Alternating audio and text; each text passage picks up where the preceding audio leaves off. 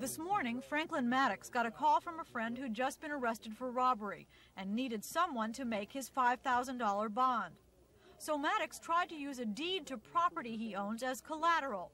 15% of those in jail get out on such property bonds. Jail officials figure people who put their property on the line are likely to make sure the person they bail out comes to court. But in this case, officials decided Maddox had not owned his land long enough. There was not enough equity, so bond was denied. They then suggested he try the more common method. Like I say, just go to a bonding company and try to use your property as collateral there, and maybe the bondsman can get him out. Across the street from the jail, two such companies. Maddox picked one at random. But again, no luck. It was cash only. So how much would it cost to get him out? How much is the bond? $5,000. Bond fee $275. $275? Yep. Dan Russell says he's extremely selective about his bonding. He allows only about half of those who ask to pay him the 10%.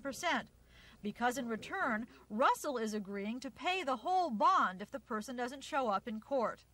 We're just like banks and finance companies. We won't lend money to a person that we think are unreliable. Russell told me he takes on about $1 million a year in liabilities, probably less, he says, than other Atlanta companies. To protect himself, he hires freelance investigators to make sure clients show up for court dates. Still, he ends up paying out about $15,000 a year.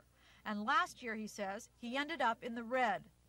It's a business he doesn't enjoy, but he says he can't just quit. No way out, unless you can sell to someone. Nobody wants to buy. It's a dying business. Bondsman had worried the business might die even more quickly when rumors surfaced that the city was thinking of entering the bond business. Officials studying such an idea told me today, however, if such a change were to take place, it would only happen far into the future. Phillippi, Action News.